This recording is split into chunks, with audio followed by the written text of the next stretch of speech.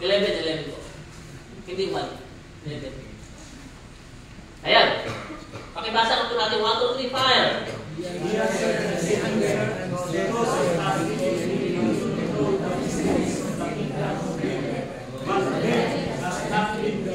Nakita nyo, may dalawang word. Yung you, saka them. So to you, it has been given to know or understand, other translation, the mysteries or secrets of the kingdom of heaven. But to them, it has not been given.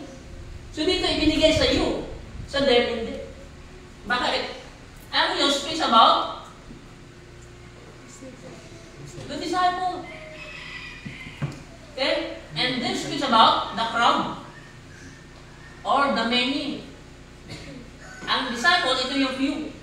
Remember, few are, many are called, but few are.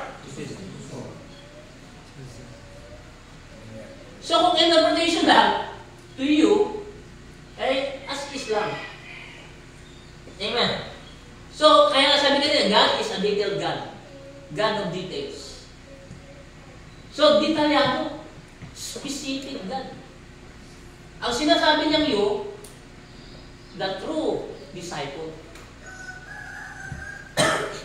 Kaya inside the heart of ministry, no? There are lots of members but not disciple. Right. You may be a member or you belong to a specific group. Not disciple. But you are not a disciple of the Lord Jesus Christ. Tingnan niyo po, may training sa loob ng ministry o church. Eh, sino lang nag-join? Nagko-commit? Yung mga ilang leaders lang. Pero yung iba, attend. Makinig, upo, uwi. Yung iba, attend, upo, tulog. Yung iba, wala. Absent. So, dito, in-specified ng Lord to you. It's been given to understand. Understand what? Okay? The secrets of the kingdom. We are not against Bible school. Naranasan natin yun. Even theology. So what is the meaning of theology? The study of God, Theo.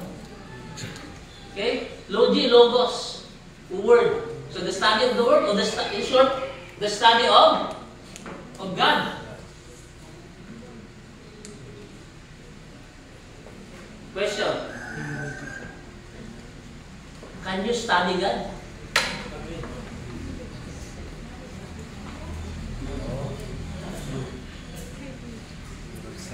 Even until now, ang daming discoveries. So kung titignan na natin, we cannot really study God. But religion, no? Prone sila sa pag-study. That's why they created their own version. Kaya yung theology, okay, we are not against of that, but majority dyan turns, no, into what we call religion. Nagiging religion. Amen po?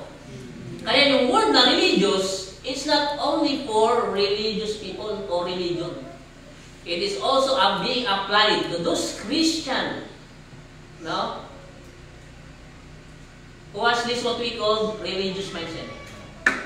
Kaya masakit yun. Nakita po natin yung Matthew 7 verse 21 to 23. Those are not just an ordinary o yung mga beginner na Christian o believers. But those are, no, mga expert na yan. Tsaka bigatin na mga ministry. Tingnan niyo po. Not everyone says to me, Lord, Lord, will enter the kingdom of heaven, but only the one who does the will of my Father which is in heaven. Next.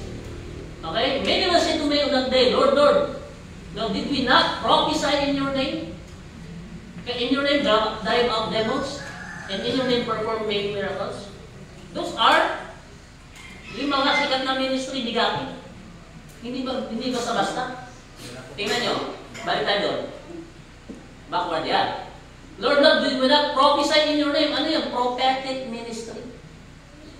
In your name, drive out demons. Ano yun? Deliverance ministry. Performs, meron pa dyan healing. And performs many miracles or signs and wonders. Doon yung mga sikat na ministry. Amen? Nakita po natin, pero next, tingnan nyo. Ang respond ni Jesus, then I will tell them plainly, I never knew you. Away from me, you evildoers. Mga believers, pero sinabi ang evildoers. Sir, pwede magtanong? Yes. Kasalanan ba pag mag-pray kayo na tao may sakit at saka maayo? Kasalanan ba yun? Hindi. It's not, we're not against. Sabi ko kanina, we're not against. But look at here. Kaya nga i-explain natin through revelation.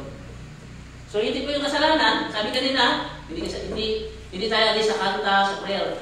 Nagpipray pa rin tayo. O kaya umakit tayo eh. So, nagpipray, gumagaling. But, ang sinasabi dito, I never knew you. Those people are doing the ministry outside of the center will of God. Ang tawag natin dyan, missing the mark. Kasi meron namang gawa na bullseye. Tama po? Maraming tao busy, pero konti lang ang resulta. Tsaka hindi talaga yan ang pinagagawa ng Diyos.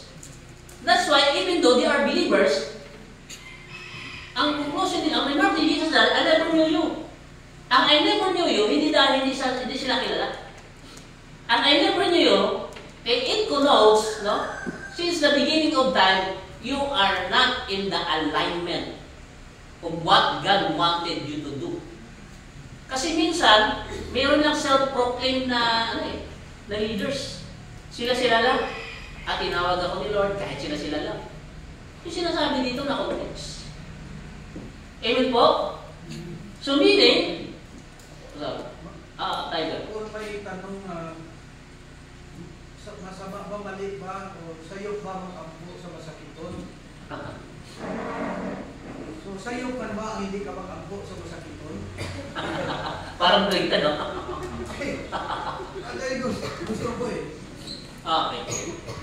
Mali ba ang mag-pray sa may sakit? Hindi. Okay. So, mali din ba ang hindi mag-pray sa may sakit? Ayun. Ayun eh. Oh. Ayan, yan. Yun man sa akin, na tanong. Dilig niya po. Kaya ang sabi na nga hindi dahil nag-pray kayo sa may sakit, Yun na. na kayo ay sigurado na anak ng Diyos. Hallelujah. Marami mga anak ng demonyo nga nag-pray sa may sakit. Yes. At kumagaling din. Mm-hmm. Right. Oo. Kumagaling. Yung mga Ameriko, may orasyon pa ngayon. Mga kwak-kwak, gumagaling din yun. Oh. They are using the word. Saan si Berto? Si Berto Berto wala di? Berto? sa Generator? Tawag mo si Berto, kay pakuan mo si mo nga. Nagpagaling sa kwak doktor. Volunteer namin dito. Before siya nag-volunteer dito, may siya yun, habak. 2005 ang bilingan yan. Wow. Oh, ngayon alaman niya na kintanggal at binuksan ang laman uling. Amen. Kasi naniwala. Tapos tupay. Tubay. Sa akin 1.5 lang. Kaya ito sabi niya, marami siya. At ito naman sa mga Christian na sinasabi, marami din. Kaya sinabihan ni Lord, hindi ko kayo kilala. Hindi ko kayo kilala. Kaya gusto natin palaliman yung bakit hindi niya kilala. May mga Christian ba nga hindi kilala? Hindi eh. Kaya ako yung naniwala ko, diba? Kung totoo ang banal na espiritu na nahan sa iyo, alam mo ba, hindi porke may sakit, mag-pray na tayo. Hindi. Ano ba ang revelation? Ano ba gusto niya? Kasi, alam mo, ginapagawa niya sa iyo, imposible. Ito. Example ko lang. Gawa niya ako sa Cebu City. Nag-preach ako sa building. Tapos sa pag-pray, pag gumali pa ko, may 1/4 na ginamit sa pulpito. So, kinuha ko. Can I invite you, Pastor, for a prayer after the sermon? Okay. So, preach ako. To make the story short, after ko na, ginahintay niya ako, kaya dalhin ko sa Tsungwa. Sa Tsungwa pala pasyente nila, naging na. So, hindi ko kilala yun. So, itong mga pastor, alam mo, pag may ma-request prayer, magpunta tayo di ba? Nakaliyak naman, hindi ka, na-request ka.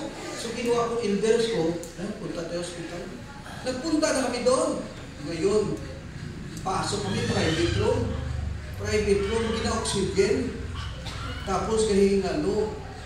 Yan, pag-pray-prayhan na. So, siyempre, pray. Nag-pray kami. So, nag-pray ko. Okay, pray na tayo. Pray. Alam mo anong gusto ng Espiritu? Tanggala ang oxygen. Private room yan. Tanggalin mo pa, hindi. Hindi. Patayin ka sa... Mapatayan, hindi ka kalabas sa hospital. Diretso ka kulong. Ano ka, doktor? So, hindi. Lord, hindi pwede. Lord, mag-pray na tayo dito. Sige, pray tayo, pray. Pagkatapos naman, tanggalin mo oxygen. Alam mo ba ang pawis ko grabe? Naka-aircon, ang pawis ko grabe. Kasi hindi ko tanggalin. Gini-request ka ng prayer. Tanggalin mo, mamatay niyan. Mamatay doon. Tapos ta. So, again ko pray. Tapos na pa. Wala pa. Kaya hindi ko ka-pray. So, pray na naman. Pag pray, tanggalin mo oxygen. Alam mo ba, grabe kalbaryo ko. Sige. Sabi ko, sir, inhale. Mag-pray tayo, inhale, sir. Kinuha ko oxygen. Pag ano ko, laman, binalik ko agad. Ay, kumabantayan. Sabi ko, inhale, wala man inhale. So, binalik ko. So, pray na naman, pray. Sabi nga, tanggalin mo ang oxygen. Binigner, tanggalin ang oxygen. So again, kukunin ko naman, ibalik ko, kaya wala ka nag-inhale. So hindi ko tanggalin. Alam mo ba, ang tagal namin? Tapos naguglan lang, sige, tanggalin. Kunti, ilang seconds at wala pa, ibalik ko naman. Kaya gusto ko sana, mag-response siya. Wala response. So hindi tayo makatapos dito. Kung gano'n. Tanggalin mo. Alam mo ba? Hindi mo, sige Lord, ubayin ako. Okay. Tinanggal ko. Pinatagal-tagalan ko. Pero sa isip ko, hindi ko ibalik agad. Wala pa sa akin na hindi ibalik. Alam mo ba? Later on, nag-open ang mata. Hindi ko nakita na gano'n. Hindi. Nag-open ang mata. Nag-open sa mata, naghingi tubig. Oh, grabe ang... Basta, terrible ang ko. So, ano ibig sabihin? Hindi porke nag-pray. Ang tanong ko, it is the revelation or the conviction of the Holy Spirit for you to do that? Yes. Baka hindi ikaw ang gamitin ng Diyos. Nagpagamit-gamit ka lang. Kasi pastor ka. Amen. Oh, diyan sa kawit naman grabe ang nakaranasan mo dito. Alam mo, sa kawit, mas matindi naman. Pamahaw pa, breakfast. Hindi ko miyembro. Nagpunta sa bahay dahil ang pare, wala, nagbadyong. Ay kahingalo na matanda. Nagpunta naman ko doon. Pray. Pag-pray ko, grabe. Ang kuto, nandito na, labasan ng mga kuto. So, ipag-pray. Kasi wala na, ang matanda. Matanda pa naman, iba na mukha. Dracula na. So, sabi ko, sige, pray lang tayo. Pag-pray naman, ilihan lang ba? Ang sabi niyo, Lord, yakapin mo, gatay. Gatahin na nga. Wala na, naihig na sa ano. Ang bahok-bahok. So, simple distansya ako, di ka bahok na mo. yakapin mo. Lord, pwede lang. So, hindi ko magyakap, pero magtikit-tikit na ko. Lihan na. Okay. Pero lagi naman yakapin mo. Yakap ko. Sige, na. Yakap na. Pag yakap, ilagay mo ang noo mo sa noo niya. Tapos na, napuno. Kita ang puto, ay galabasan niya, mamatay ng tao. Alam mo, hindi naman ko nakaalis dyan. Kung hindi ko nadikit ang noo ko sa noo niya. Ito may problema. Wala mo ko may nakita, nag-response, unano. Wala. Nag-wait lang po. Kung kinatapos na prayer, wait lang kami. Alam mo magdapalo, hindi pinuntaran ko sa bahay. Pastor, maraming salamat. Nakabawi, naka-okay mo yung luna namin. Ako yan, wala na. Parang patay na ito sa akin. Ang akin na nga, basta ilagay ang noo mo sa noo niya, ang puto. So kita nyo, ang imposible paragi ang ginagawa. Kaya sabi ko nga, prayer lang yan, pero alam mo ba, o ito, biktima to ng magkano habak mo? Oh, so may prayer pa yan. Oh, may prayer. Kaya magka-impyerno eh. Yun ang sabi niya na hindi ko kayo alam, hindi ko kayo kilala. Kasi, alam mo, Pastor, tanong ko, pag ipag-requestion mag-prayer, mag-pray ka hindi? Mag-pray talaga. Pero tanong ko, yung prayer mo ba, yun ba ang conviction ng Holy Spirit sa'yo? Or dahil, alam mo, mga flowery words, grabe, simula sa langit hanggang sa libutan. Grabe ang mga prayer mo. Hindi na, wala na ito. Okay? Ang conviction, Pastor, ang love-gift man. Ang lakas. Yan na. Okay, so yun na sa akin. Hallelujah. Tutungan ko lang kung papasinin po kasi ninyo, napakahalaga na sinabi ni Jesus. Sabi niya, they will say, balik mo nga sa verse na but only those who does the will of my Father who is in heaven. Yan po yung susi dyan. Tapos sa dulo niya, sabi niya, you who are doers of evil, you are evildoers. Sa ibang version, you who are doers of lawlessness. Ang key po rito, sa pinag-uusapan natin, kung papasilita-aralin yung buhay ni Jesus, Jesus came to honor the Father.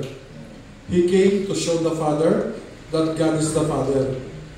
Sa buong buhay ni Jesus, wala siyang pinag-usapan kundi ang Ama, ang Ama, ang Ama, ang Ama. Wala siyang ginawa na para sa Kanya. Sabi niya, lahat ng sinasabi ko naririnig ninyo ay hindi galing sa akin, kundi galing sa Kanya na nagpadala sa akin. Sabi niya, ang kaharian ay binigay sa akin ng Ama, at ito rin ay binibigay ko sa inyo. Ako ang daan, katotohanan at ang buhay, patungo sa Ama. Ako at ang Ama ay iisa. Pag nakita niyo ako, nakita niyo na ang Ama. Sabi sa Hebrews 1:3, si Jesus Christ, perfectly niyang represent ang Father sa buhay niya. So Jesus Christ primarily came to honor the Father and do everything that the Father wills Him to do. Yun ang minomodel niya sa atin. Ang church ngayon, ito ay Jesus-focused church. Hindi ho masama yun. Okay po yun. Kaso nga lang, siya po ay nagkukulang doon sa patotoo at goal ni Jesus, kaya siya pumunta. Ang church ay Jesus-focused, pero si Jesus ay Father-focused. Kaya sabi nga dyan, ginagawa ko, balik mo doon sa Matthew 7, sabi niya, not everyone says to me, Lord, Lord, will enter the kingdom of heaven, but only the one who does the will of my Father who is in heaven. Sabi rin kay Jesus, yung nanay mo at kapatid mo nandyan. Ano sabi niya? My mother and my brothers are only those who do the will of my Father in heaven. He always speaks about the Father in heaven. Kaya ho, maaari kang gumawa ng mga bagay-bagay na may pangalang Jesus. Gamitin mo pagpapalayas, sa pangalan ni Jesus, magpagaling, pangalan ni Jesus, kung ano bala, pangalan ni Jesus. Pero pag hindi to naka-align sa programa ng Ama, hindi niya nakikilala yun. Ang hinahanap ni Jesus ay kung saan nakaugnay lahat ng ginagawa natin at buhay natin sa kanyang Ama. Nakita niyo yun? Yung pangalan niya nga, hindi niya nga binigyan ng importansya. Kaya sabi niya, hindi lahat ang gagamit ang pangalan ko. Sabi niya, malibang kayo ay gumagawa lamang sa kalooban ng aking Ama. So wala akong problema sa mag-pray ka, magpalayas ka ng demonyo, gumawa ka ng himala, lumakad ka sa tubig, lumipad ka sa langit. Kahit anong gawin mo, walang problema. Basta yan po naka-align po sa programa ng kanyang Ama. Amen? Amen. Bahagi po ako ng deliverance, bahagi po ako ng prophetic, bahagi po ako ng mga signs and wonders. Pero lahat po yun ay programa po ng church. At least po ginagamit namin ang pangalan ni Jesus. Ano naging resulta sa amin? Yung mga pinag-pray namin ng deliverance, 2 buwan, 3 buwan lang, balik sa dati. Kami, mga nagpe-pray, ganun din. Hindi po talaga nagkakaroon ng lasting effect. Dahil po ang church po ngayon, ang tinuturo, yung ginawa ni Jesus, hindi yung tinuro ni Jesus. Inglesin ko yun. The church today are teaching what Jesus preached, not what Jesus did, but not what Jesus preached. Kaya ang message of the kingdom is aligning us back sa programa ng Ama na nagpasimula ng lahat ng ito. Amen? So ang Ama, nagsimula nito, binigay kay Adan. Si Adan, nawala na ito. Dumating ang huling Adan. Nirestore ng huling Adan ito. Tapos umalis ang huling Adan. Sabi niya, hindi ko kayo iiwan na orphans. Kasabi ko sa Ama, napadala ang na bumaba ang Banal na Espiritu. At ang Banal na Espiritu ang siyang magpupuno, mag-establish ng lahat ng sinimulan ng Ama na binalik ni Jesus. So yun po. Again, wala akong masama-sama ngayon. Ang kinakailangan po, aware tayo at sigurado tayo na naka-align tayo sa programa ng Ama. Dahil ang kingdom po, ito po ang doctrine of the Father. Amen. Amen po. Salamat po. So ayan maglinaw po, hindi masama, hindi kasalanan ang mag-pray sa may sakit o magpagaling. Ang context po dito, if it is not, number one, mandated, okay, by God the Father, pakalawa, if it is not being aligned, pero hindi Judas aligned in the will. So kasi ba yung pinagkanta ni Ang Babera, so totoo lang yung pinag-pray yung galon? Ang Babera? Sa Guam, pinag-pray ko yung nanay ng ni Evan. Tandaan na rin ko talaga mo na. Kahit malayo ka, aamoy mo amoy hindi Alam mo nyo, ang mahalaga hindi yung prayer Ang mahalaga doon, susunod ka ba o hindi? Hindi mo yung gagaling ba o hindi? Hindi mo yun. Obedience. Ang tinitingnan ng Lord sa'yo doon, susunod ka ba? Sumunod ka? Amen. Pag hindi ka sumunod, naku. Okay. Sa akin rin, lahat ng i-pray ko na may sakit, patay lahat. Oh, matindi. At least sumunod kayo, di ba? Actually, Pastor, ang importante talaga sumunod, patay man o buhay. Ang importante sa Diyos ay obedience. Kami marami din. Pastor kasi, Pareha tayo, Pastor. nilipis tayo na mag-pray. May sakit, yung grabe na. So, galing na sa ospital. Tapos nag-pray po. So, nag-pray lang ako. Pero, sabi ko, yung, will. Kami sa Bible School noon, even sa mga Bible study, follow-up, marami may sakit. Yung iba 50-50 na, lahat ang pinag-pray na patay. Kaya bakit kami karanasan ni Pastor So meaning, tingnan nyo, it is not the message of the Lord Jesus Christ. Healing is not the message. Pero maraming pinagaling. Deliverance is not the message, but maraming pinalaya, na-deliver. Salamat, Pastor. Alam namin sinong paprinan namin. Hindi kami ito i-request. Patay na. Hindi, kidding aside, kahit mo ako lang, dami ko pinag-pray, wala nangyayari. Kaya, tumigil ako Sabi ko, Lord, ayoko na. Sabi ng Lord, huwag kang titigil. Tuloy-tuloy mo lang yan dahil pinapatay ko yung pagtitiwala mo sa sarili mo. Ang gusto ko lang, mag-pray ka. At hayaan mo akong kikilos sa'yo. Yun lang naman ho yun eh. Kaya sa atin kasi, gusto natin, may nangyayari para pag-usapan tayo at sasabihin nila, ay okay yan, anointed dyan, sinasamahan niya ng Diyos. Hindi. Importante pa sa Diyos yung pagsunod. Amen. Tapos yung understanding pa po ng prayer, yung authority, para bagang lahat na sa pastor. Kaya yung pastor, kahit sa Manila, pastor, pag pray mo, tatawagan pa ng ating gabi. Okay, antayin na lang namin kayo dumating, galing kayo Cebu City, dito ka sa Pinilin. Pag pray po, samantalang nasa kanya na yung mandato, na i-pray yung tao yun. Eh, pagdating yung pastor, namatay. So, ang nasisi doon, yung nandun na. Meaning, ang authority, binigyan tayo lahat eh. O, hindi natin dito. Ito nga, nag-pray na sa pagkain eh. Panginoon, salamat po sa pagkain ito. Huwag mo kalimutan yung mga hindi ko makain. Sa Africa, sa China, sa Pakistan. Grabe ka nun. Sa tagal ng panalangin yung kasama niya, namatay. Sabi niya, kailan namatay yan? Nung nandun na kayo sa Argentina.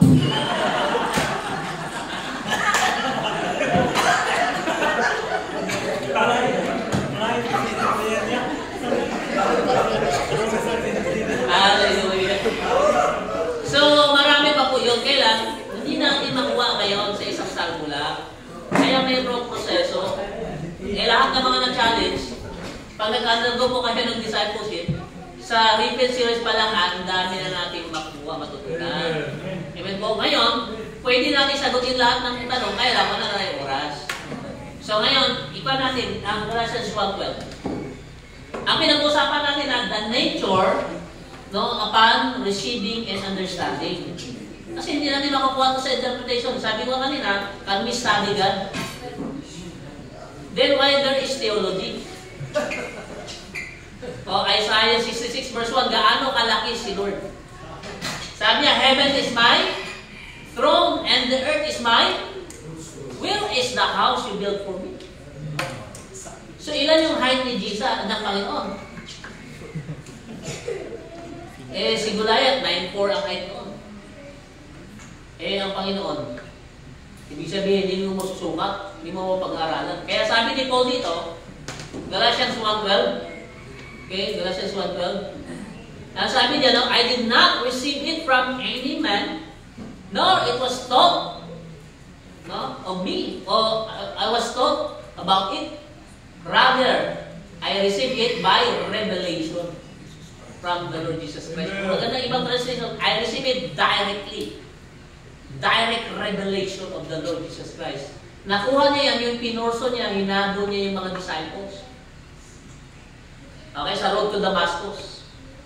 So ito, ibig si Pablo sabi, I am the least, okay, of the apostle or disciple, but I considered everything rubbish. Basura lang ang kanyang kaalaman.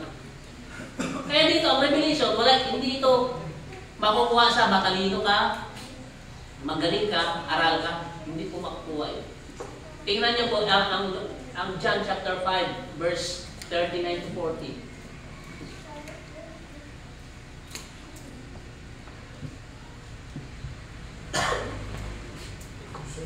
Verse 39, you search the scriptures because you think they give you eternal life. But the scriptures points to me. Ang ibig sabihin, you search the scripture, ito yung mga Bible scholars, ito yung mga aral, ito yung mga theologian, ito yung mga expert. Talagang cover to cover. You think they give you eternal life, but the scriptures point to me. Tingnan yung verse 40. Yet, tingnan nyo, you refuse to come to me to receive this life. Ang ibig sabihin yan, hindi yan guarantee na gumagawa ka sa kalooban ng Diyos dahil marami kang ginagawa. Dahil marami kang programa, marami kang activities, marami kang schedules.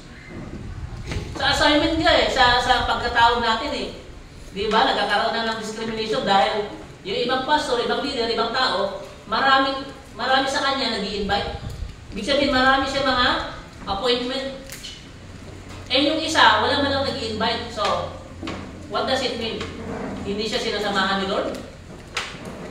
Ang sinasamahan ng ni Lord, yung active, yung maraming ginagawa. Hindi po, itong mga tao to, napaka-busy. Kaya did we not prophesy in your name?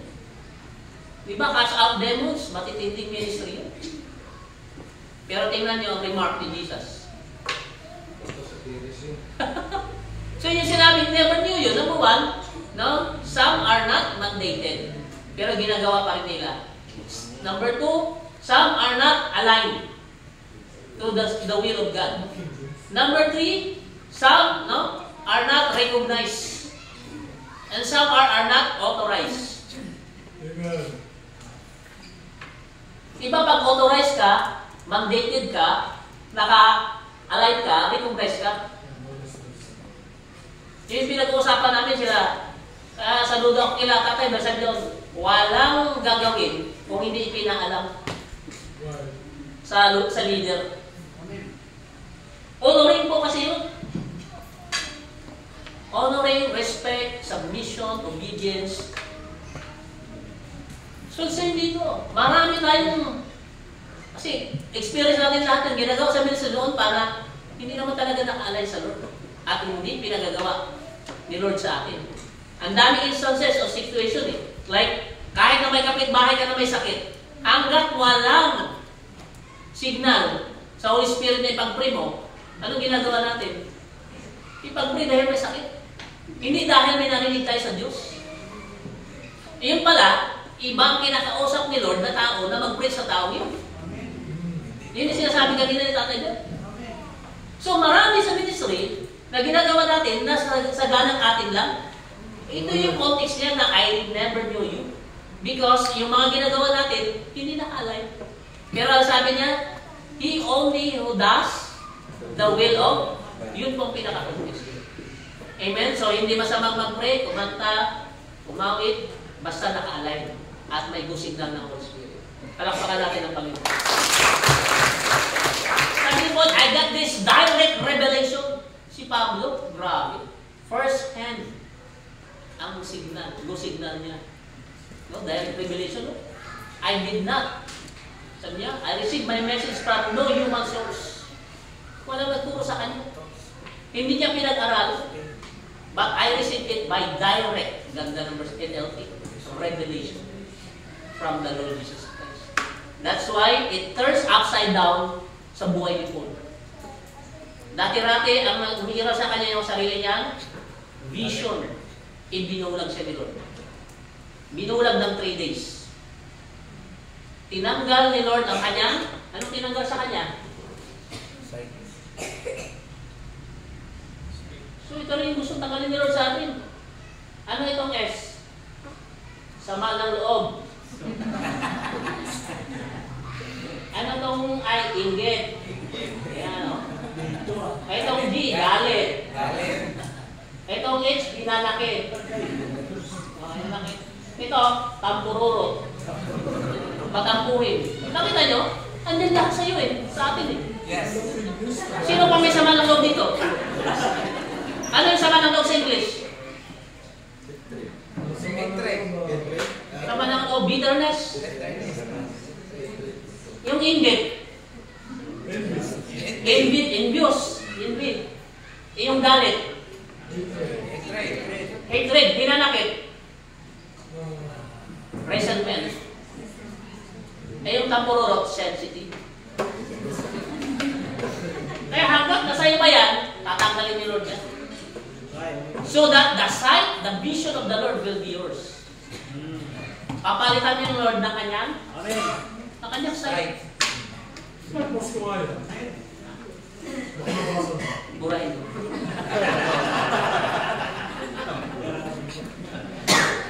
So sa discipleship, yan ang tinatanggal ni Lord.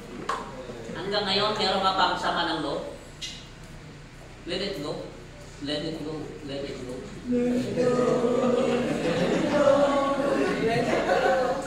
Dapat demon hunter ka. Ano yun? I'm hiding.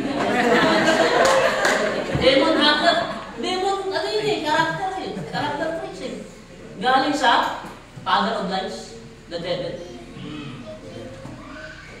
Kaya sabi ko nga, yung sama ng loob, yun ang magdadala sa'yo sa kamatayan.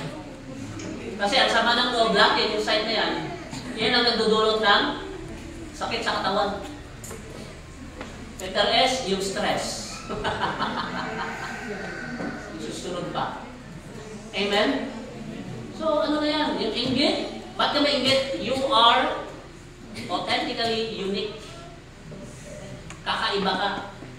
Amen? Created in the image of... Kaya nga, yung kahit ang kambal, identical twin, hindi pa rin naman. Mamaya, nanganap na o nanganap pa na si Mr. Pichi, kahit kambal yun, hindi identical, hindi pagkapareho, tamprint.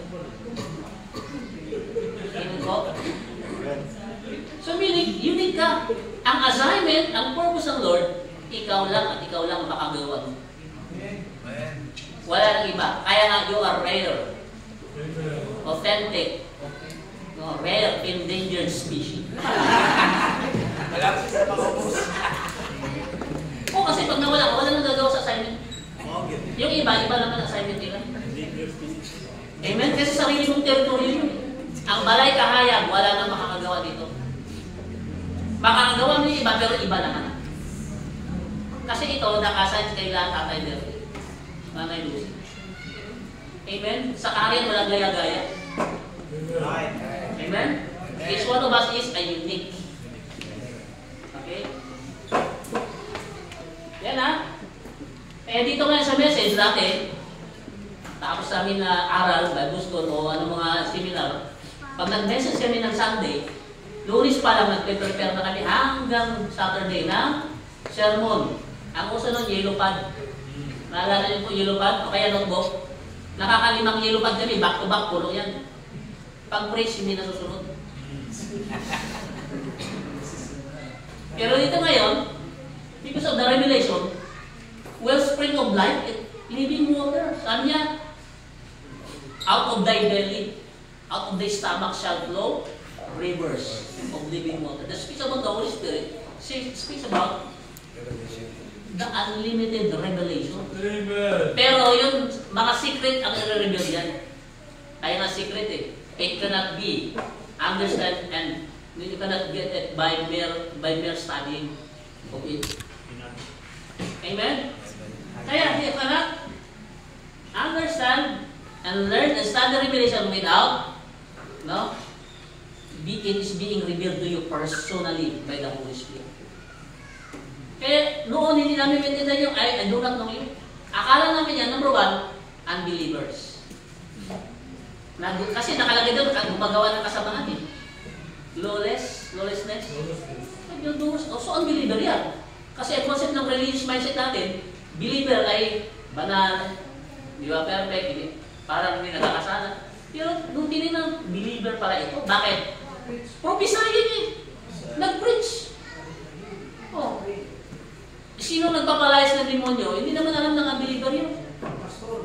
Pastor. Kaya nga, nasabi namin dito na po, the most unbelieving person is the believers. Kung saan pa believer, baliktad. Amen. So, the number one. Number two. Okay. Hebrews 6:1-3. Paki-plus yun po.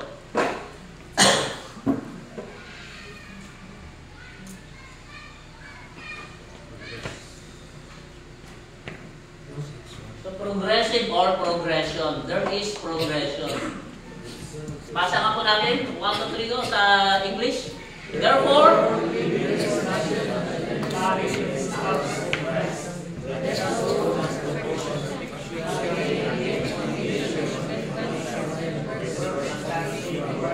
next. Of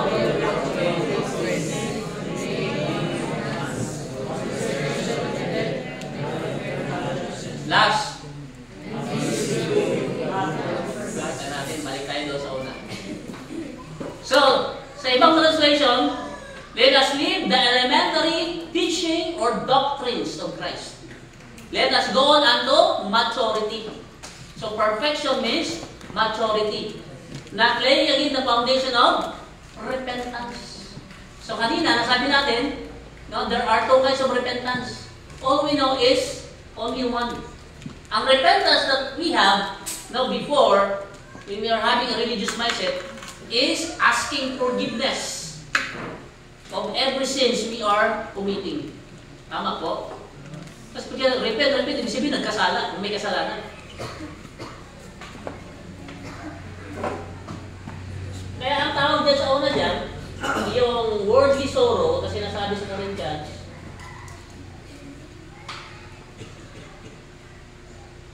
it speaks about yung meta, kanina?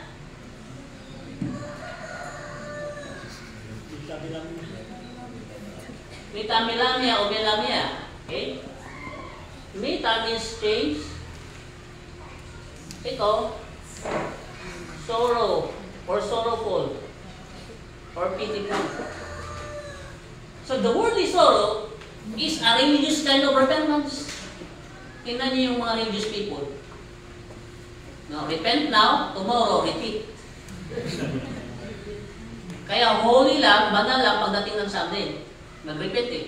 Pagka Monday, repeat again the old life. Kaya repent, repeat, repent, repeat, repent, repeat. Kaya ang kanta ni Black Jack, gusto ko bumati, pero hindi ko magawa. Gusto ko bumati, pero hindi ko magawa. Nasa Diyos ang awa, nasa tao ang gawa. Yeah, break it down. Kahit ano ganun pagbabago. Amen? Hanggat ito ang klaseng konsepto na repentance sa alam natin, it's impossible. Amen? Then we have godly sorrow.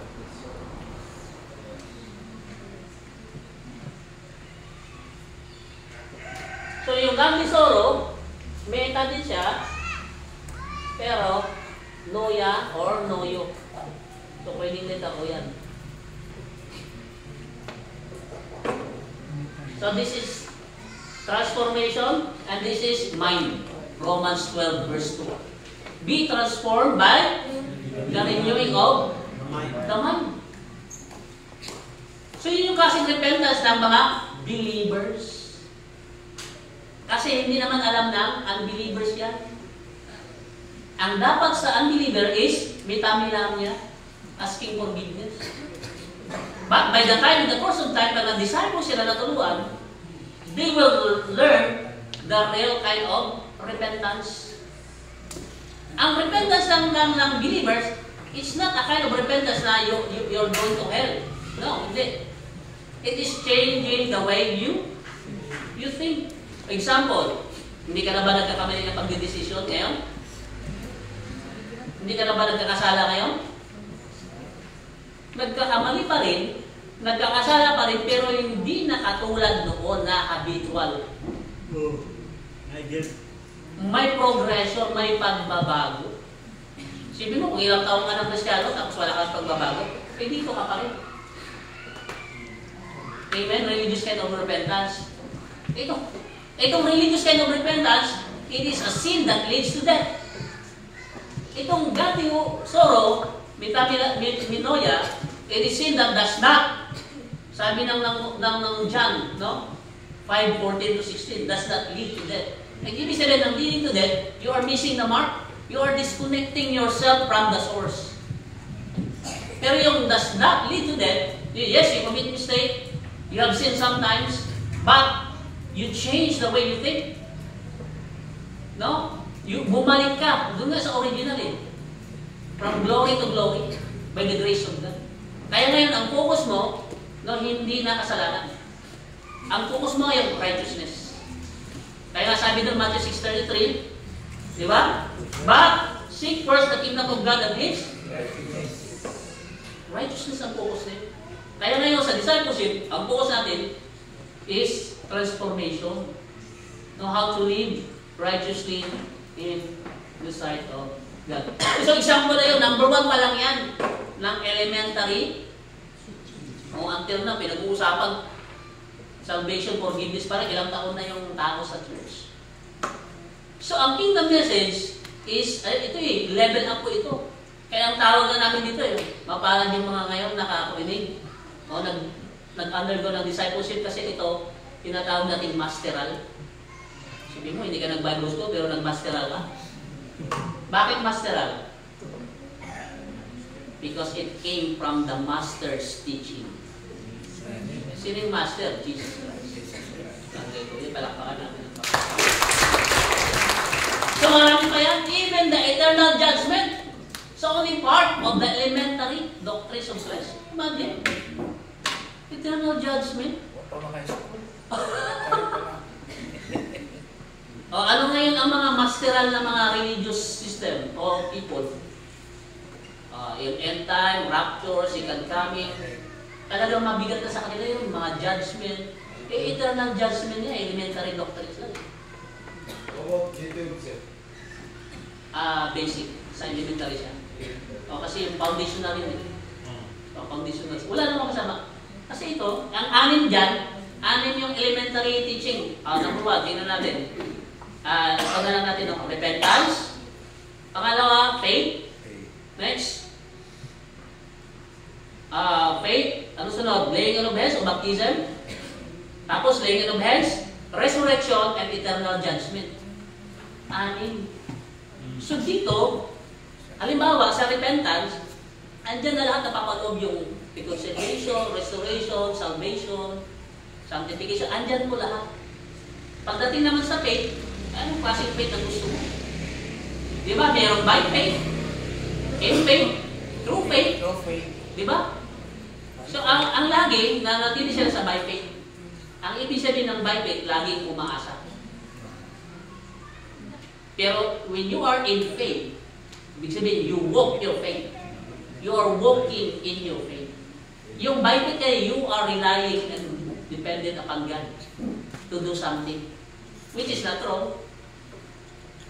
Pero kung habang buhay, by faith lagi, walang babagsak sa'yo ng bigas araw-araw. Kahit anong prayer mo dyan.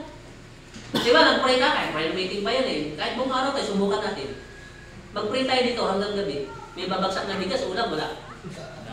Wala. But faith with action. Punong-puno na tayo ng faith, punong-puno ng prayer. Where is the action? Where is the manifestation? Where is the demonstration? Kung nag-pray tayo, labas ka. Tingnan mo pa paano gagawa si Lord ng himala. Amen? Ano ba, may kailangan ka. May needs ka, kailangan bilhin o ano. Sabi na lang, basic na lang. Bigas saka ulam na lang. Kung panalangin ka rin, hindi naman masama. Buong araw, walang babagsak. But you need to put action. No? Kaya paglabas mo yan, gagamit si Lord, hihipo ng ibang tao, kung ano mga situation dyan, magugulat ka. Wow! Ito yung resulta ng iyong panalangin at pananampalataya. Palakpakan natin ang Panginoon.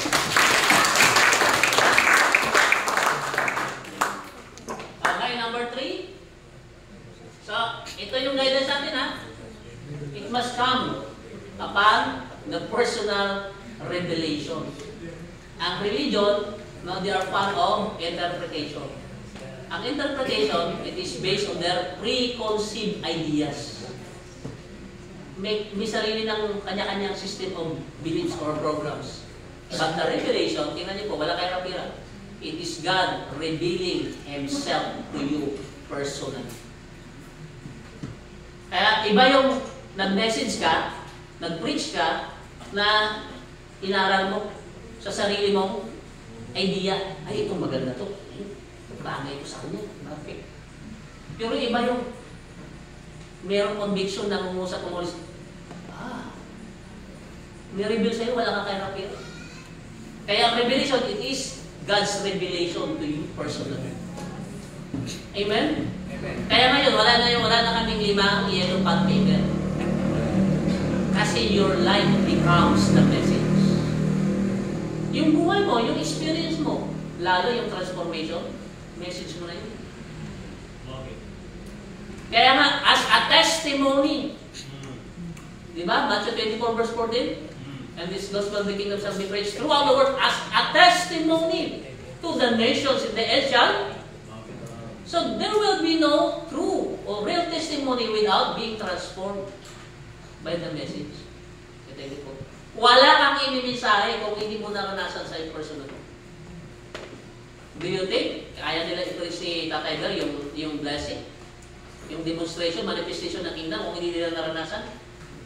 So they have the proof. Kaya nga, seek ye first the kingdom of God and His righteousness and all these things. Marami sa atin, puro seek ye first the kingdom, seek ye first the kingdom. Where is the added things? Amen? Struggles pa rin tayo sa ating mga needs. So, yung balance siya. So, kaya lang, ang demonstration nun, yung kingdom, manifestation is the added things. But first, no, primarily not on the material things. Amen? But on the spiritual things. Kaya kahapon may tanong, may manifestation na ba ang kingdom reality? Meron, but in spiritual aspect. Kasi ang physical aspect, physical kingdom, pagdating na ng yun yung bring. Ngayon, kinu-culturalize, kinu-condition tayo ng Lord in a spiritual aspect.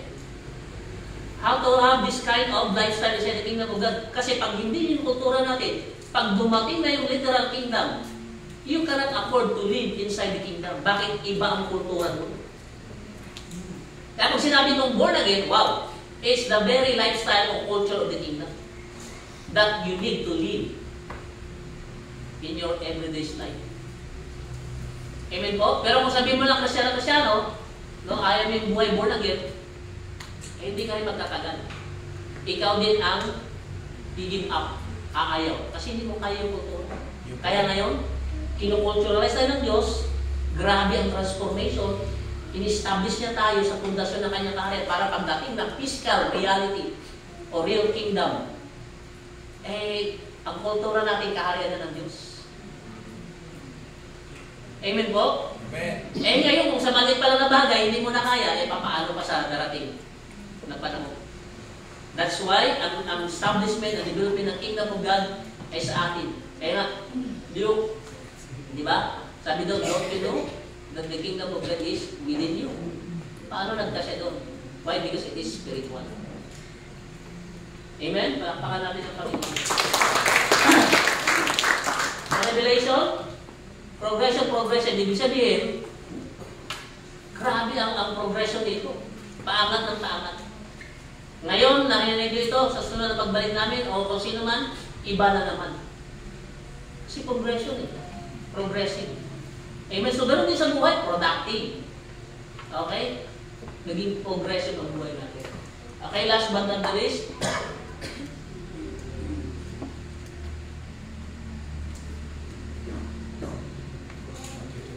Alam na natin yun, di ba? Binanggit ko lang kanina.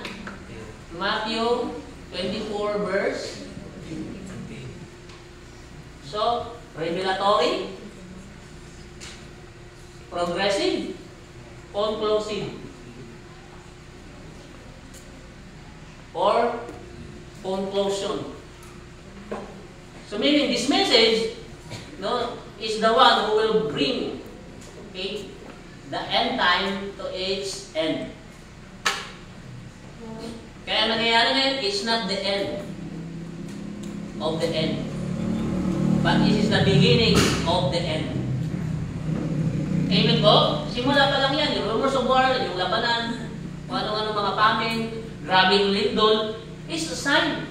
But it's not the end of the end. It's just the beginning. Kung simula pa lang yan na nangyari, lindol, baha, bagyo, hindi mo na makayanan. Paano yung Great Tribulation? Ay, grabe na. Dalawa, tribulation and Great Tribulation, o so much tribulation.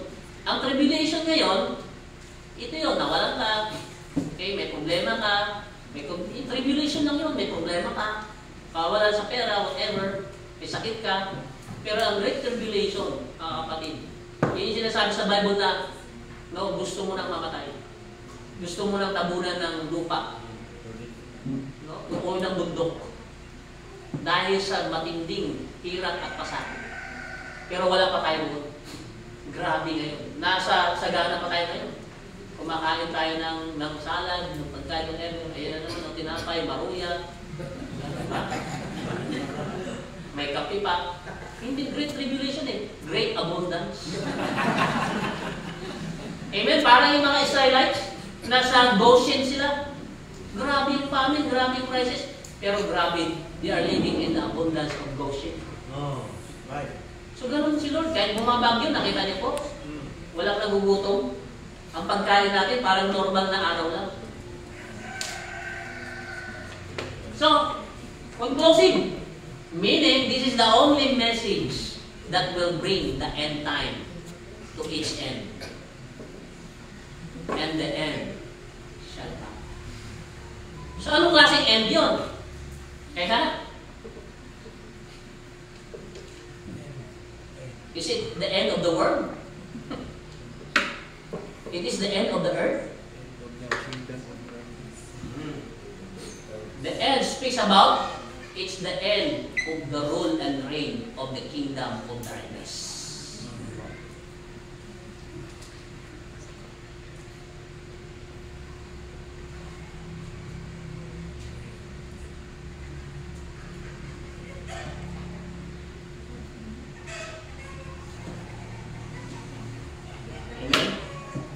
Pag na-transform ang buhay mo, tapos na ang galamay ng kaaway sa'yo. At doon naman siya magpupokus sa mga tao ayaw magbago. Amen?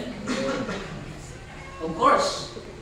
End of the rule and reign of the kingdom of darkness, and it's the end of the world. Anong world yun? Not the earth, but it's the end of the world system. It's the end of the world system. It's the end of every government. Kasi there's only one government. Not a democratic government, federal, or whatever, anong mga klaseng government alam natin. But ang government na ano ng Lord is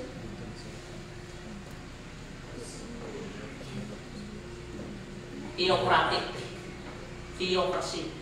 Pag sinabing theocracy o theocratic, it is the government of God.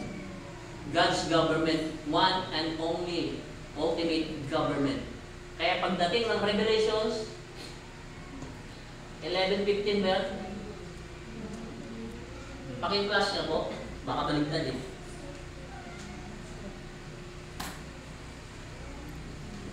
Ayan. Basa po natin. Sa English, sa baba, 1, 2, 3. The seventh.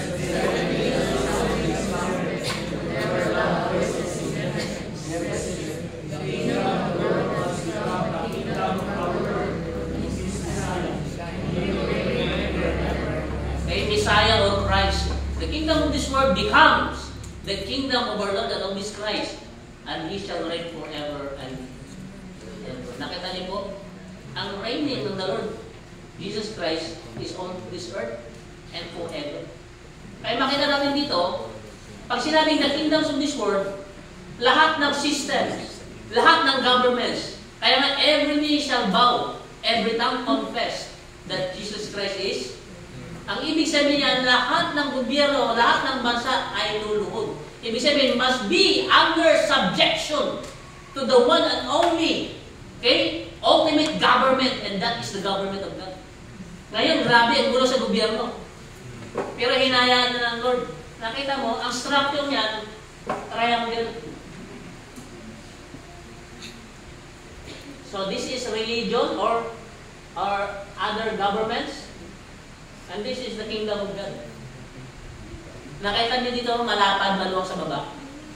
Ang mga tao, pag gusto lang sa kanilang gagawin. Pero nakita niyo, pagpaangat, pataas ang pataas sa end, pakipot ng pakipot, palit ng palit ang kanilang daanan o ginagawa. Ito yung wide gate, wide road. Sa taas ito yung narrow gate or narrow road. Pagdating dito, wala nang ibang kikilalaning gobyerno, pamahalaan, paghahari, kundi ang gobyerno at paghahari ng Diyos. Yun yung sinasabi ko, and every knee shall bow, every tongue confess that Jesus Christ is Lord. And the kingdoms of this world become the kingdom of our Lord and of His Christ, and He shall reign forever. Amen? Ito magindi. Do you think malapit ng second coming? Layo pa. Sa Sabi ng iba, malapit na dahil sa mga nangyayari. Kapatid, ang bottom line ng end time, Matthew 24, verse 14, paano naging malapit na kung karamihan sa atin, hindi pa ipinangaral ang Ebanghelyo? Kasi karamihan, ang ipinangaral, iba-ibang Ebanghelyo. Yun ang tinatawag natin other gospel. But there's only one and only gospel. And that is the gospel of ang Romans 1:16, sabi niya, I am not ashamed of the gospel of Christ. It is the power of God unto salvation for everyone who believes, first to the Jew and to the Gentiles or Greek. So what is this gospel? That is Matthew 24. Verse 14, the gospel of the kingdom. Kaya mga kapatid, sa amin, ito yung ginawa nating guidelines. Marami pa, pero ito yung major eh. Sa palagay ko. Number 1, kailangan it is by true revelation. Kasi kung manatili pa rin tayo sa interpretation, tapos na tayo dyan. Pag binasa mo na yung Bible, that is already an interpretation. Wala ka nang idadagdag. Pero how come? Ang Bible School nagtuturo pa ng expository. So, ibig sabihin, you expose the hidden message of that scripture. Amen? Sana kung hindi gano'n, hindi na ituturo yun ng expository. So, ang expository, in a kingdom concept, equivalent yan sa revelation. Katulad ng sabi ni Paul, I did not study about it, no, it was taught of me, but I got this direct revelation from the Lord Jesus Christ. Hindi, sabi pag-aaral, hindi tayo mananatiling elementary. Merong tertiary o high school, may college, may doctorate pa, may masteral. Kaya dito mga kapatid, like sa ating mga leaders, mga pastor, level up ito, papalalim tayo kasi ang magbe-benefit dito yung ating mga tinuturo ang disciple. Kasi marami sa atin, turo tayo ng turo, di mo ba? Pero nangangailangan tayo ng feeding din eh. Saan tayo makakuha?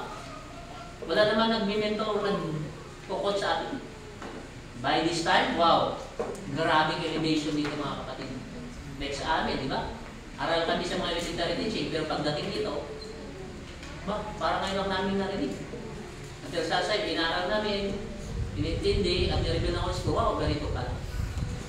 Amen? Kaya dito sa pag-aaral, dapat childlike character. Pag sinabing childlike character, born again, walang alam. Kaya, in order for us to learn, understand, and receive it, we must empty ourselves. Dito, sa learning, hindi natin pwede ipairan yung ating titulo, position, hindi naman masama. Kasi pastor pa rin naman tayo, o bishop, o whatever. Sin-assign muna natin. Kasi hanggat nasa iyo yan, hindi natin makukuha ito. Katulad namin noon. Ang dami namin hesitation. Pero pag naging childlike tayo, open tayo, willing tayo, interested tayo, and hallelujah. Kaya deny yourself. Ibig sabihin, deny your own personal agenda, deny your position, your title, your achievements, and accomplishment in life, then you will receive understanding about the gospel. Why? I-revelation kasi ng Holy Spirit. Hindi kailangan ng Holy Spirit yung magaling, matalino. Ang kailangan niya, marunong magpakumbaba, mag-empty, marunong maging childlike nga, kaya born again, wala pang alam. Yung kakakapanganak lang, parang ipinanganak ngayon ni Sir Pichi na kambal, wala pa namang alam yun eh. Yun ang born again. Newly born din. Amen. New creation. Newborn babies. Infant nga. Kaya ito na, ang proseso natin ngayon sa one seed. So, meron tayong repent. Kasi magkakaroon na tayo ng recognition, mga kapatid. Pakiblas mo nga yung Mark chapter 4, 26 to 29.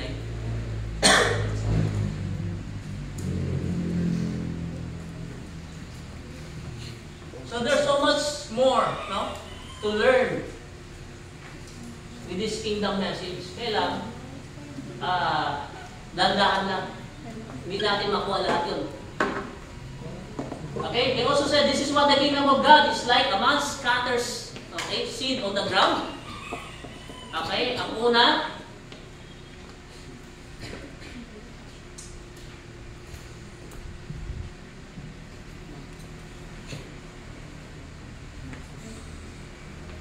okay, next. Sabi niya, ito yung halimbawa halintulad ng karya ng Diyos. Night and day. So araw-araw yun. Maga, gabi. Whether he sleeps or gets up, the seed sprouts and grows. Though he does not know how. So balik tayo doon, balik. We discovered, by means of the revelation of the Holy Spirit, para sa akin, this is the real description, essence of what true ministry is. Amen? Ang ating role lang is to scatter the seed, to share, to preach the message. Huwag mo nang problemahin kung ang tao yan ma-born again, ma-save, o magbago. Tingnan nyo, next. Sabi niya, umuwi. You go home and sleep. Okay? Ibig sabihin, hindi mo na problemahin. At nung bumangon ka, tingnan nyo, ang seed, ang binhi, tumubo at lumago na hindi mo alam kung paano. Why? Hindi na alam paano nagbago, naligtas, okay? At lumago yung tao. Why? It is the work of the Holy Spirit. So yung ministry is all about the work of the Holy Spirit. Hindi sa sagana ng atin. We cannot make it grow by our own might or strength or way. And then, sabi niya, next, and by itself, the soil produces, okay, grain. First is the stalk. Yung stalk, yun yung blade.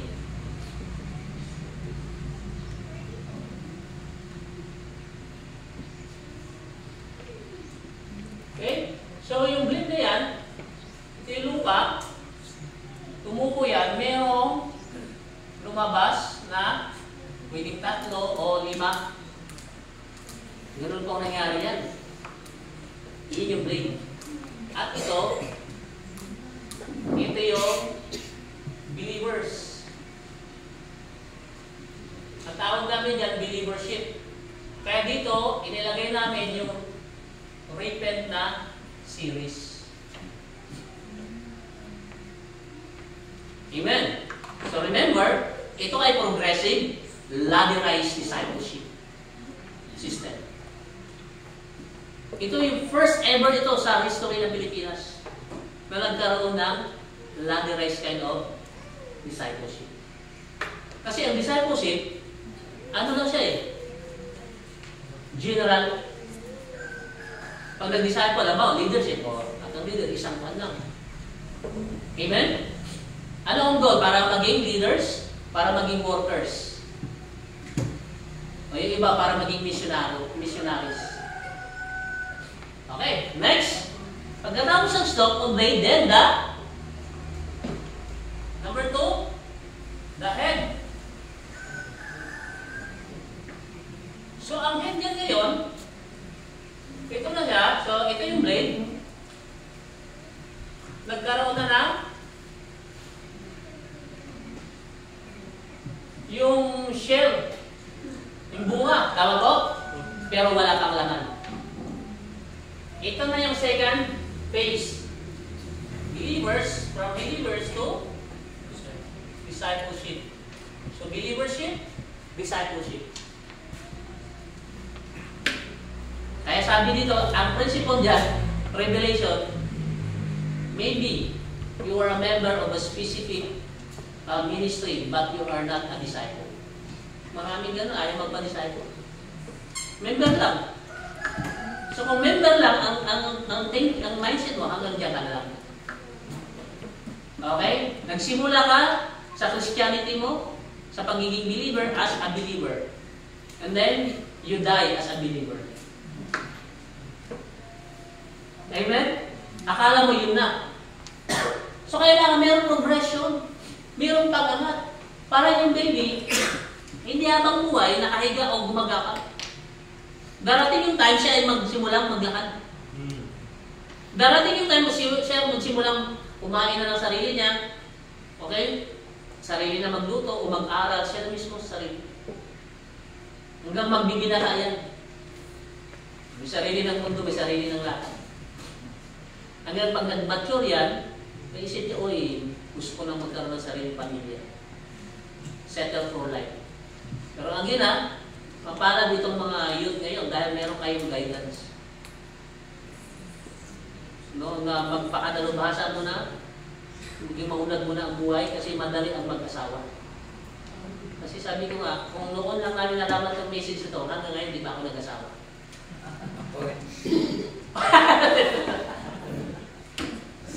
Kasi maganda ngayon eh, mamili ng iyong magiging asawa. Ang number 1 na requirements ko sa pag-asawa, sa number 1 pa lang, pag hindi na pasado, bagsak na kagad. Number 1, is not only a Christian, a believer. Kasi ang kan natin kagad na, must be a believer eh. Tama po? Sa akin, hindi na ngayon, sa kingdom concept. He or she must be a kingdom-minded person. Ay, number 1 pa lang eh. Eh kung religious mindset. English na helpmate, na gay? Helpmate. Ito yung original ni Lord, no? Kay Adan, helpmate. No, pagkabagsak na ng tao, ginawa ng impyerno ang buhay. Amen? Kaya hell on earth, hindi heaven on earth. Pag helpmate, kapartner mo, pag sinabing helpmate, hindi lang basta kasama o kasawa. Kaya helpmate, katulong mo, katuwang mo, kaysa pagganap ng assignment mo sa kaharian ng Diyos. Di ba? Pag helpmate, busy ka sa gawain mo, saan ka na? Oh, wala pang bigas, wala pang kape, wala kasukan. Umiiyak si baby, walang gatas. Tapos di nagpipreach ka, nandun yung asawa siya.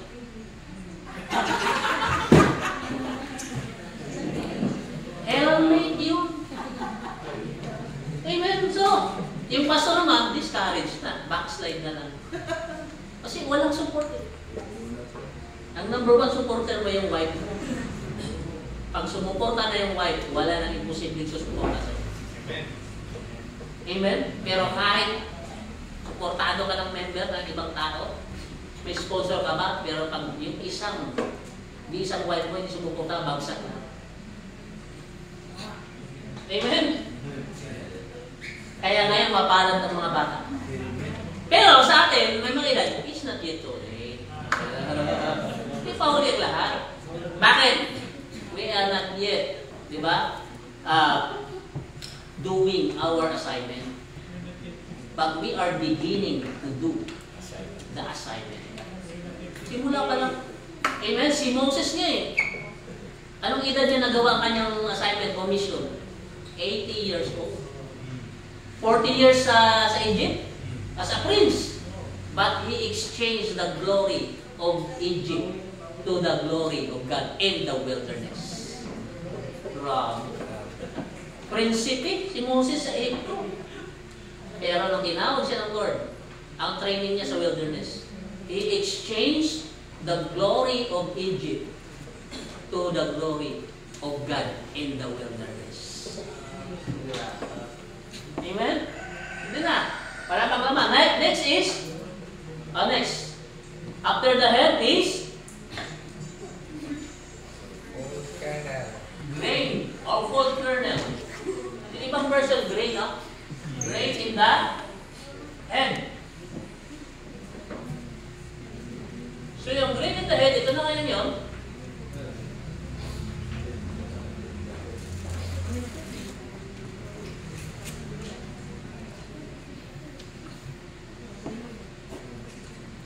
So dito, shell pa lang, walang laman.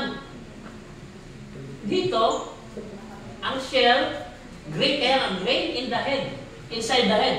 Ibig sabihin ito, nilalagyan na ng laman. Bawat butil, bawat bunga, ayan, may laman na oh. So, saan galing yung laman? Galing sa dito sa lupa na sinipsip ng ugat. Itong ugat, nagsipsip ng mineral, nutrient sa lupa, yun ang magdadala ng laman. Doon sa head or sa shell. Amen po? Amen. So, anong konsepto dyan? Discipleship is strengthening the shell. So, parang tayo. O, wala pa tayong alam. Nagpag-disciple tayo. No, we are being established. We are being strengthened. Tumitibay tayo. Nung lumalago tayo. Kasi, na tayo na-feed tayo sa discipleship. Kaya discipleship is feeding, transferring. Pero hindi pa rin yan maaani dahil ilaw pa. Amen? So, we are talking about the process of progressive discipleship journey. Ito na ngayon. Ano yung number 4? Paul Cornell then, and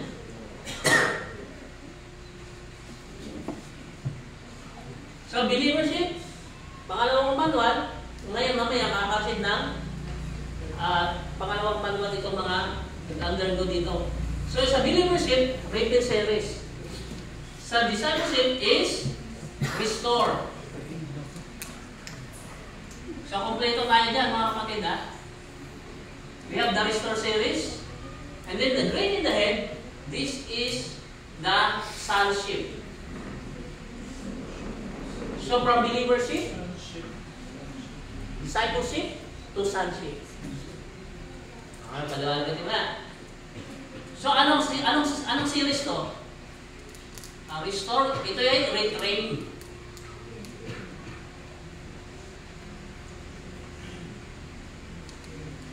Retrain ko yan. Ngayon, sabi niya, and the grain or the seed ripens. It's ripe. So, itong ripens, ito na yung reclaim series. Yung mga naka-orange, reclaim na ba yan? Ayan, sila nanay. Okay? Reclaim series na yan. So, dito,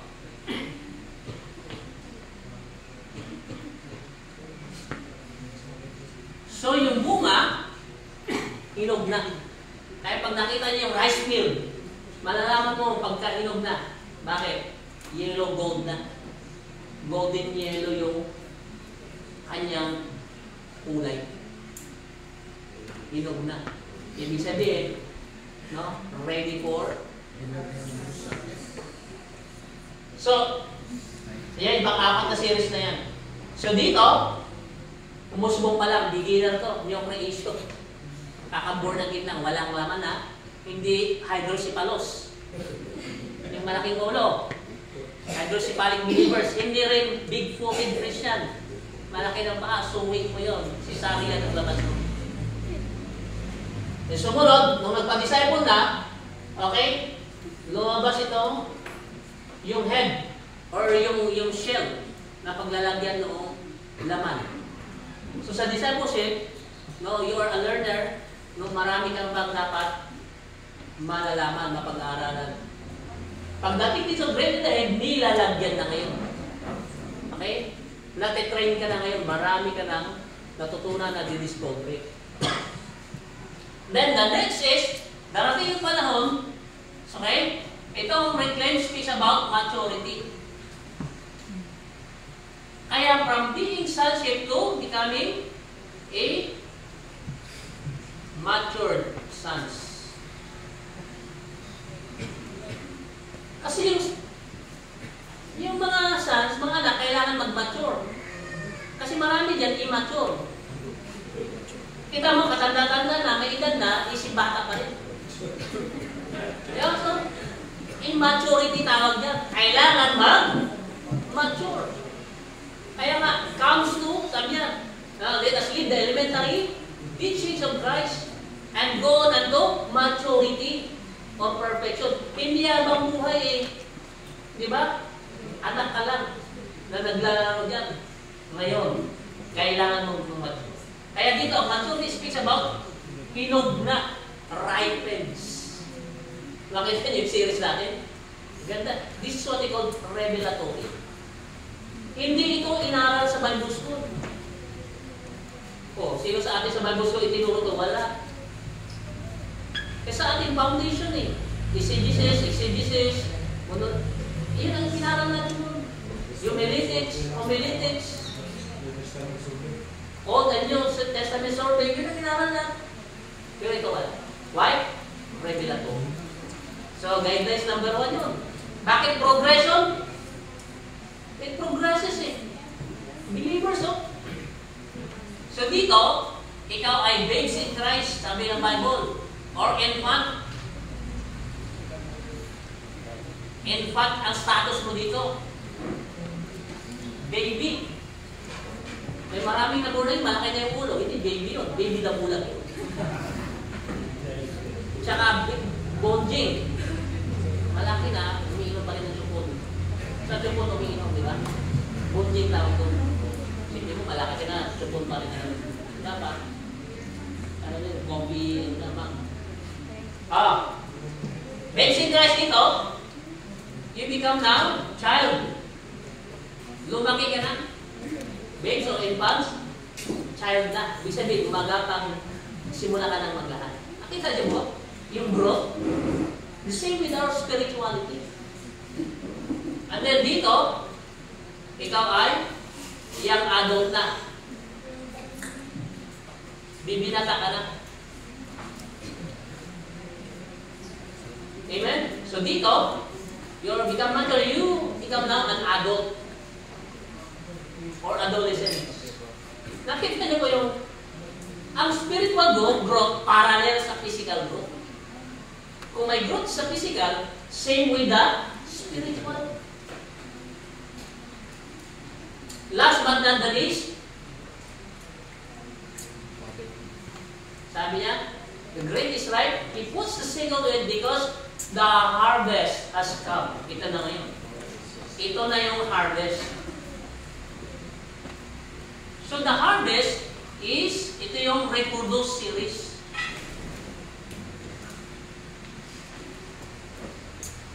So, reproduce series, ito yung adult ka na, nag-asawa ka, nag-anak ka na, you become father, or this is what we call fatherhood stage. Ang fatherhood, only father can produce sons. Yun ang principle dyan. A son cannot produce son. Sa sonship, meron tinatawag na sibling rivalries. May bangayan, may away, bakit di mature pa eh? Sir, pwede ba yan ito children's ministry? Dito, infants, babes. Pag muna po, sakwan muna sa basic muna, kasi children. Ito, leaders po ito, o disciples. Pwede po yun, mga basic. Basic lang muna, hindi nila kaya ito. Kung ano yung suitin sa kanila, ito. So, alam mo, elementary teaching, sabi rin, yung sinabi rin, as lead the elementary teaching, hindi talaga ganun yun.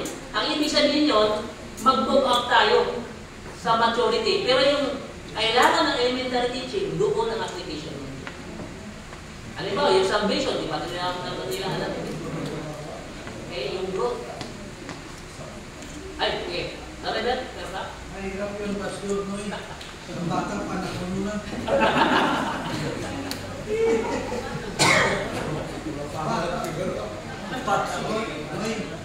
Mga bata, ayaw sa ng panakaroy. Pagtuloy ka sa namin. So dito, making ready. No, making ready the people to produce. Ito na yung production ng discipleship. Pagdating mo dito sa fatherhood, hindi mo na kailangan i-follow up ka pa, i-remind ka pa, kasi lifestyle na ang pag-disciple. Pero dito, ayun ako, lahat ng follow-up sa'yo. Lahat ng advice, review, maranasan mo dito. But as you grow, mature, this is, no, the last stage of our, ang ating one seed. By the way, yung one seed, is an acronym. Yung one, O-N-E, Overcomers Network Emerging Strategic Expansion of Establishing Dominion. So kung makita natin yan, believership, andyan yung kanyang nature, based in Christ. Actually dito, ang prayer mo dito, Pastor, lagi ka na lang asking, Lord, give me this, give me that, bigyan mo kami, Lord, sa akin yan. I specialist, self-focus dito. Ang prayer mo nakafocus sa needs mo. Tama po? Kasi pag nag-pray ka, una mong inisip, yung sa'yo. So, you become I specialist. Hindi specialist sa mga, specialist sa sarili. I specialist. Amen? Pangalawa, pagdating na dito sa stage na yan, no? Ito na ngayon, you are now on the seeking. Ang prayer mo na, Lord, I need this, I need that, I want that. Pero dito ngayon, you are now seeking for something. Lord, I want to know you. Ang prayer dito, I want to know you. Hindi na ngayon nakapokus sa sarili mo. Ito, a glimpse lang mo ito ng training na nasa manual, pero dyan sa Lipe, makikita nyo, nandyan sa Series 1. Meron tayo sa Vision 1, saka sa Vision 2 na lesson ko dyan. So dito ngayon, pagdating tayo sa pangatlo, you are now knocking. Kaya, ask, seek, knock. Ang knocking, makulit na ito. Okay? Hindi na rin nakapokus sa sarili mo. Saan nakapokus? Dito, Lord, I want that, I want this. Self-focus, self-need. Dito, Lord, no? I want to know your will. I want to know you more. Dito, sa knocking, hindi na gano'n ang prayer. Ang prayer, Lord, let your will be done. Okay? So, progressive. May progression daw ako. I want that, I want this. Dito, I want to know you. Dito, Lord, let your will be done. Okay? Dito ngayon sa right page, no? Asking, seeking, knocking. Pagdating dito sa dalawa, iba na. Progressive. Okay? Progression, may progression. So dito merong ruling, merong training. Dito merong you become the producer. Okay? So, malalaman yun kasi pag dito lahat, hindi nyo naman So, inano ko lang yung version 1 seed, PDP natin. So, dito ngayon, ito na last. Ang seed, nagsimula sa mustard seed, di ba? Tama po? Ang mustard seed is a kind of plants or shrub. Belongs to the shrub family. It can never grow a big tree. Hindi pwedeng kailan magiging malaki. Punong kahoy, but in the kingdom concept, nothing is impossible. The mustard seed became a huge tree. Became a big tree. Siyempre, no? Ito, ang shrub kasi, yung mga kalabasa, kamote, alubaki, yan ang kanyang mga plants. But sa kingdom, the mustard seed became a huge tree. Ay, grabe, oh. Amen. At ang sabi dyan, ang mga ibon na magnet, na attract, sabi daw sumilong, nagpalamig. Kasi mainit. Dumapo sa mga sanga. Abay, ang tagal ng kalaunan, hindi na umalis yung mga ibon. Ano nangyari? Doon na sila na namugad. What does it mean? Your life will become abundant to other people. Amen. You will have a great influence, having a great impact and effect because of your life being transformed by the message. Amen. But it's impossible without undergoing, without submitting to the protocol, discipleship. Kaya yung mga tao matibay, mas malakas yung mga dumaan sa discipleship. Tingnan nyo, pag hindi kayo dumaan dito sa protocol, may protocol si Tatay Bill eh. Sa umpisa parang ang hirap sundin. Pero hindi para sa kanila yan. Para sa inyo. Kasi later on, hindi naman nababuhay, kasama nyo sila. May kanya-kanyang darating yung kayo. Pero pagdating ng panahon ninyo, wow, mas malakas, mas matibay, mas makapangyarihan. At ang magbinipisyo dyan, mga anak mo, mga anak natin, mga susunod na sa lilahi o next generation. So marami pa kami pwedeng i-share sa inyo, pero 3 o'clock, ibagi pa, pero I believe, marami pa tayo pwedeng mapag-aaralan. Amen. Yun ang ating listen about the ladder's journey to our divine maturity. Amen. Palakpakan natin ang Panginoon. Okay, so ito ang ngayon, last. Di ba kanina, yung ugat? So anong pinakamaganda sa harvest? Di ba yung bunga? Tama po? So yung mangga, grabe yung bunga niya. Isang seed lang, ginig o buto, ang dami. Tapos siguro sa isang, merong all seasons eh, di ba? So once a year, grabe yung bunga oh.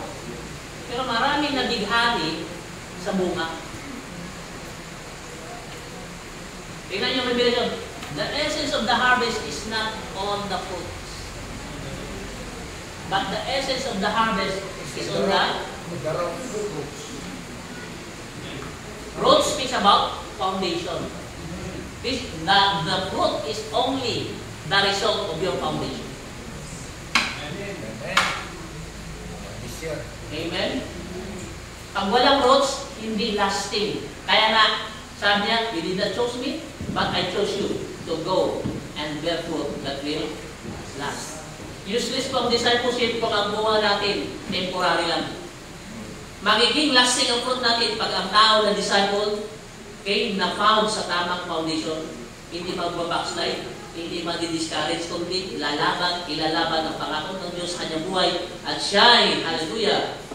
Okay? Uunlad, magtatagumpay, at maging pagpapala sa buhay ng bawat tao. Palakpakan natin ang Panginoon. Hallelujah! Praise God!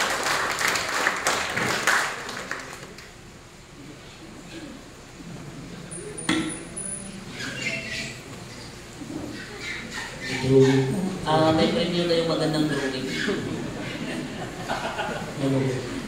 Pakita na lang po ito.